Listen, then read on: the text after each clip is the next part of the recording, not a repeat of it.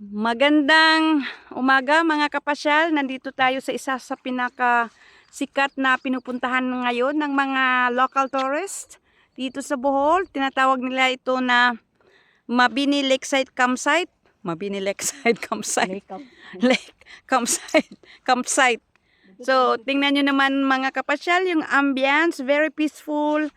Nakaka-relax yung atmosphere niya. So, gandang magpasyal-pasyal dito. So, let's do a walking tour. Okay? Walking tour tayo mga kapasyal.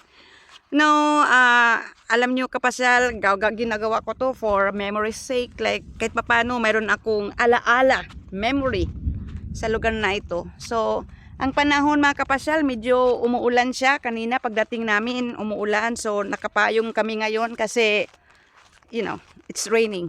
Umuulan talaga. Pero, hindi masyadong malakas ang ulan. So, kaya medyo malinaw pa rin. You know, yung talaga niya. Okay, sige, punta tayo sa itaas, okay? So, tingnan natin. It's good to do a walking tour. Dito talaga. So, yan, mga pine trees yata yan. If I'm not mistaken. Mga pine trees yan, mga kapasyal, tingnan nyo, ang ganda. Pine trees yan. Okay. Tingnan nyo yung napakalinaw ng niya, lake. Tingnan nyo. Ganda. Ganda dito guys. Gusto mong, you know, you want to connect with nature. This is the place. Ito ang magandang lugar. At saka, maramdaman mo talaga na, you know, malapit ka sa kalikasan. Ganda ha. Yan. So, nandito tayo sa gilid ng hill. Okay, ng burol. Tingnan nyo yan guys, oh. Wow. Ano yan? What is that? Ano yan? Hindi ko mabasa guys. Hindi ko talaga mabasa, masyadong malayo. Okay. Yan. Okay. Dito tayo. Let's go at the top. Okay, punta tayo sa pinaka-tuktok ng burol na ito. Medyo hinihingal na nga ako mga kapasyal kasi nakakapagod. Yan, tingnan nyo naman guys. So, nandito ako sa pinakatuktok ngayon sa isa sa mga burol. Tingnan nyo dito, kapasyal. Ang ganda. Tingnan nyo. Ha? Yan oh. Tingnan nyo mga kapasyal oh. Napakagaling. Malinaw na malinaw. Alam mo, kung dito tayo nakatira at araw-araw mo itong makikita, sa umaga parang wow. Parang paraiso. Alam nyo mga kapasyal, parang nandito tayo sa, you know, nakakamangha ito talaga ng nilikha ng Diyos. Kasi, you know, very relaxing talaga. Tingnan nyo yan mga kapasyal, oh. Yan.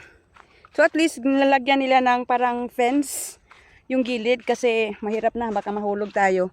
Alam mo naman yung ibang mga bisita, mga tourist, you know, malilikot, lalo na mga bata. So, to protection yan.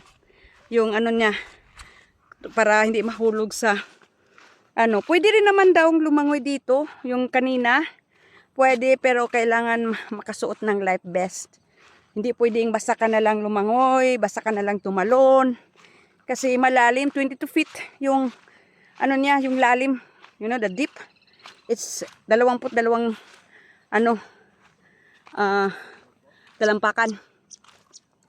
You know what good in this place, mga kapasyal? It's very tranquil. Gandang talagang muni-muni. It's good to meditate. You know, like thinking about your life, you know. You can relax. Tingnan nyo naman mga kapasyal, oh. Tingnan nyo naman. So, at least mga kapasyal, nakita na natin halos yung kabuuhan nitong lugar na to. Okay, at least sulit yung pagpunta natin kasi, you know, we're able to capture yung nakuha natin yung lugar. So kahit hindi na tayo makapunta, hindi na tayo makabalik, at least we have the memories. Mayroon tayong alaala sa magandang, napakatahimik, the beauty, yung kagandahan ng kalikasan, the beauty of nature, you know. And we can keep it natin sa ating mga puso. So maganda na kasi hindi na siya masyadong umuulan ngayon. Wala nang ulan, medyo mainit na ulit. Lalo na ngayon, mag-ano na siya, mag-lunchtime na, magtanghalian na. So medyo mainit na talaga. Okay mga kapasyal, nandito yung ano ko, kasama ko, post. Yan. Okay, Deborah, what can you say? Anong masasabi mo sa lugar na ito? Very beautiful. Oh, napakaganda raw. And very calm. At napakakalmado. Sabi niya. Tsaka yung kapatid ko, napakapogi. 2 asawa na yan.